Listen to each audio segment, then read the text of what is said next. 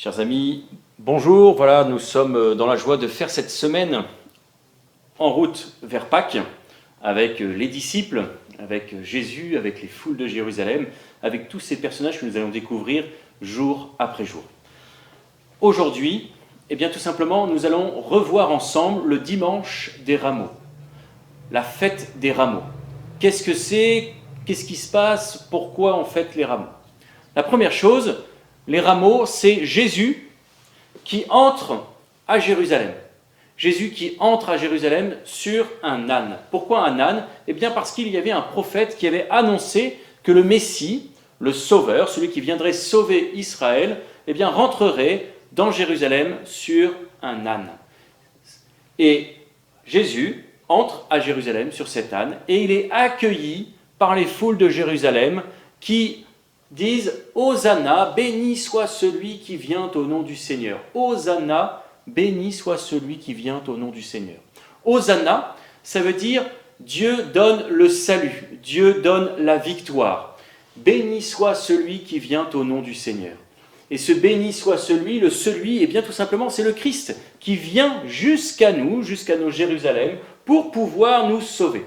Et nous sommes invités, comme chrétiens, à être comme toutes ces foules nombreuses, à l'accueillir comme notre roi, comme notre Messie, comme notre sauveur, et de prendre nos rameaux. Pourquoi des rameaux? Parce que c'était la façon d'accueillir un roi. On portait des rameaux. Et ces rameaux-là, nous les avons fabriqués, peut-être, nous les avons peut-être eus en main. Ces rameaux-là, nous sommes invités à les mettre dans notre vie. C'est l'occasion pour nous, tout simplement, d'accueillir véritablement le Christ. La deuxième chose que font les gens lorsqu'ils accueillent Jésus à Jérusalem, c'est qu'ils posent sur la route leurs vêtements. Pourquoi leurs vêtements? C'est un peu pour symboliser que l'on dépose sur le chemin qui mène à Jérusalem toute notre vie.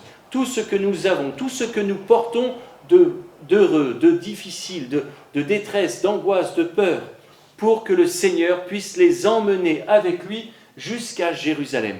Et donc je t'invite moi aussi à voir qu'est-ce que tu peux déposer sur le chemin. Quel est ton vêtement que tu peux déposer sur la route qui mène à Jérusalem? Comment tu peux accueillir Jésus en disant ces mêmes mots et en apprenant presque cette phrase par cœur? Hosanna, béni soit celui qui vient au nom du Seigneur. Hosanna, béni soit celui qui vient au nom du Seigneur. Répète, Hosanna, béni soit celui qui vient au nom du Seigneur. Et puis il y a un autre psaume qui nous dit « Porte, levez vos frontons, élevez-vous, portes éternelles. » Le fronton, c'est quoi? Le fronton, c'est ce qui limite la hauteur de la porte. Et le Seigneur est tellement grand qu'on demande à ce qu'on élève la porte pour pouvoir accueillir le Seigneur. Qu'il entre ce roi de gloire. Tu sais, c'est ce fameux chant « Voici celui qui vient au nom du Seigneur. » Béni soit celui qui vient au nom du Seigneur. Le Christ qui entre à Jérusalem sur son âne, c'est l'occasion pour le chrétien d'accueillir Jésus comme son roi. Et pour cela, nous allons avoir tout d'abord une intention de prière. Pendant le temps de prière que tu vivras avec tes parents ou avec tes frères et sœurs, nous t'invitons à prier pour toutes les familles, en particulier pour ta famille. Ça, c'est la première chose. Une intention de prière, prier pour la famille.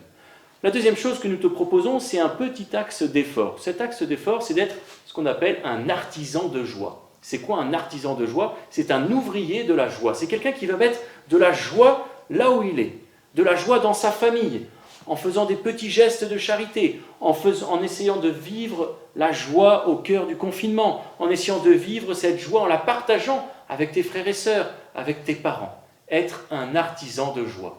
Et puis la troisième chose, c'est un geste. On te propose une intention de prière, un axe d'effort qui est artisan de joie et un geste. Et ce geste, c'est le geste des anges gardiens. Tu demanderas à tes parents comment cela se passe, mais l'idée c'est que tu puisses porter dans ta prière et que tu sois attentif, un peu comme un ange gardien, à quelqu'un de particulier de ta famille.